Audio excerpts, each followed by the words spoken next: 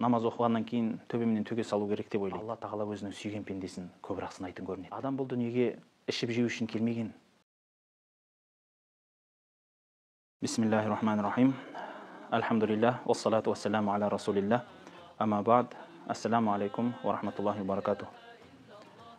Қазіргі осы діни сауалдардың көптігінен осы біздің өмірімізге діннің етене араласып жатқандығын байқаймыз. Солардың ішінде көптеген тақырыптар ұсынып жатады көпшілік.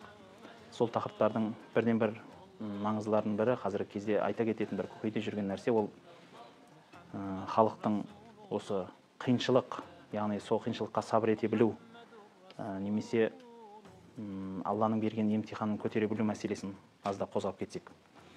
Қарасаңыз, көп адамдар ойлайды: мен намаз оқыдым, Алла Құдай маған сол намаз оқығаннан кейін төбемнен төге салу керек деп ойлайды. Сөйтеді де намаз оқиды, ал намаз оқыса жағдай нашарлайды. Мүмкін дүкені бар шығар, сол дүкені жақсы жүрмей қалады.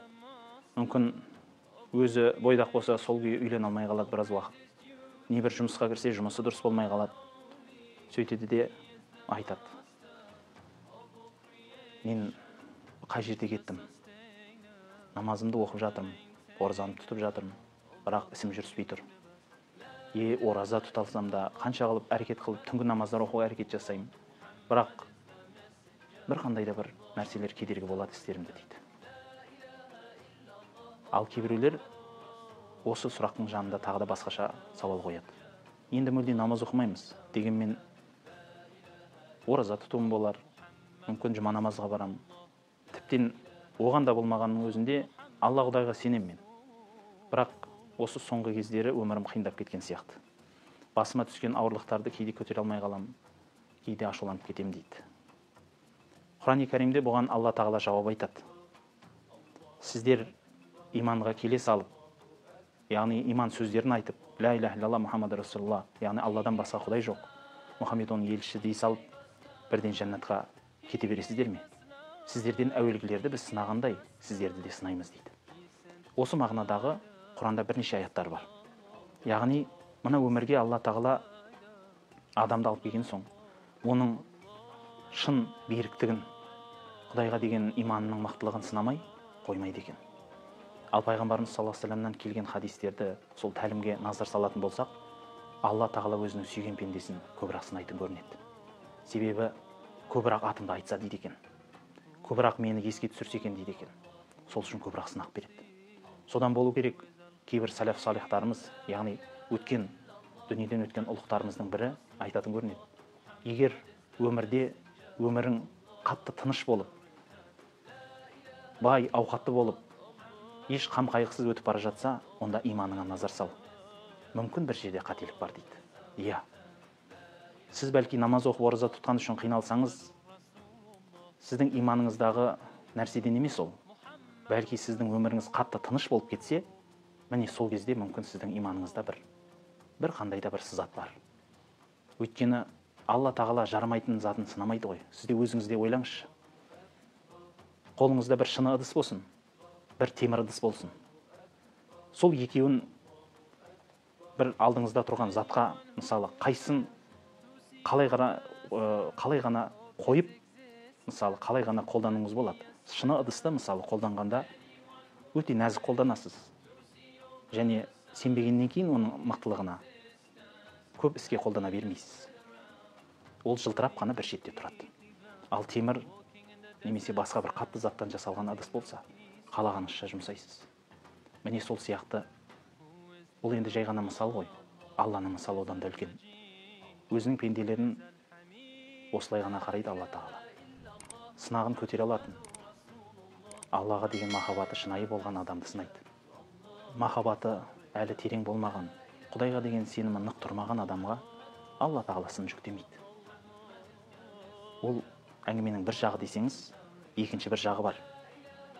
Мына бір халықта жүрген ел аузындағы мысал бар ғой. Бұл болмаған уақиға. Жай ғана мысал ретінде айтылады, халыққа насихат болса екен деп. Бір адам жол сапарлап жолға шығады. Сөйтсе, жолдан бір қария қосылыпты бұл кісіге. Содан түнделетіп қосылған адам таңнан жол жүреді, бір жерге келіп шай ішеді, түс болады, онда да демалады, түс қайтады, кеш болады. Енді кешке жақын бір жерге демалуға отырып жатса әлгі жігіт, манағы қария орнынан тұрып кетіп бара жатыр екен. Сөйтсе, уа қария, қайда кетесіз? Түн болды ғой, демалайық десе, негізі мен жолдан қосылған едім саған, мен шайтан едім. Сені сынағым келіп еді. Бірақ сен білесің ба, мен сенен қорқып кетіп бара жатырмын деді. Өйткені мен Құдайдың бір айтқанын істемедім, соған шайтан болдым. Ал сен күніне Құдайдың 5 айтқанын істемедің. Күніменен жол жүрдің, намаз оқымадың. Саған Құдайдың бір бәлесі келеді. Сол бәлесі келгенде мені не алып кетпесе екен де мен қашып бара жатырмын деген екен. Бұл көпшілік адамға сабақ болсын үшін айтылады. Адам бұл дүниеге ішіп жеу үшін келмеген. Адам бұл дүниеге әдемі киім киіп, керемет зәулім үйлерде тұрып, соны өмірінің мақсат ету үшін келмеген. Бұның барлығы мақсат емес. Бұның барлығы сол мақсатқа алып баратын жолдар ғана, қарапайым ортадағы бір қолданыс құралдары ғана болып қалады. Өмірдің мәні қазіргі көпшілік халықта осы бір қолданыс құралдары болып қалған сияқты. Яғни киім үшін өмір сүреді, тамақ үшін өмір сүреді. Ал адамдық қасиеттер үшін, имандылық үшін, руханият үшін, қуыс кеуде жан болмайыншы деп жүрегінің байлығы үшін өмір сүрмейді. Осындай бір тоқыраған заманда көп адамдар баймын дейді. Бірақ шын мәнінде ол кісінің жүрегі өте тас кедей. Өте кедейлігі сонша, ол кісінің өмірінің мәні бір 4-5 қой менен 5-6 бала шағаның арасында қалып кеткен сияқты. Бұл өмірдің ең бастапқы үлкен бір мақсат емес еді ғой адамның дүниеге келген. Қорытып айтқым келетіні, адам баласына Алла тағала емтихандар береді. Оның иманын сынау үшін. Оның осы өмірде нық қадам екендігін, мықтылығын білу үшін. Ал білген, сүйген құлын Алла тағала екі дүниенің бақытын беріп өтеді. Бірінші, мына дүниеде ол кісіге сол айырылған қиыншылықтарына оның үстін жоқ қылып жабатындай махаббат береді екен. Оған дәлеліміз пайғамбарымыз саллаллаху алейхи вассаламның сөзі бар. Егер бір адам көзін зинадан тыйып, Аллах үшін ғой деп көзін тыйып, жүрегінің ішінен Алланы еске түсіретін болса дейді, Алла тағала оған соншалықты махаббат береді, әлгі көздің ләззатынан көрі одан да тәтті бір сезімге жеткізеді дейді.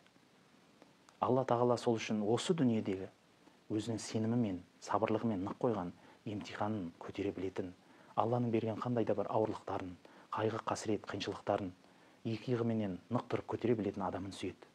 Ал кішкентай ғана бір сынақ келген кезде байбаламға салып, мен не жазып қойдым дейтін адам ешкімге де жарамайды ғой ол.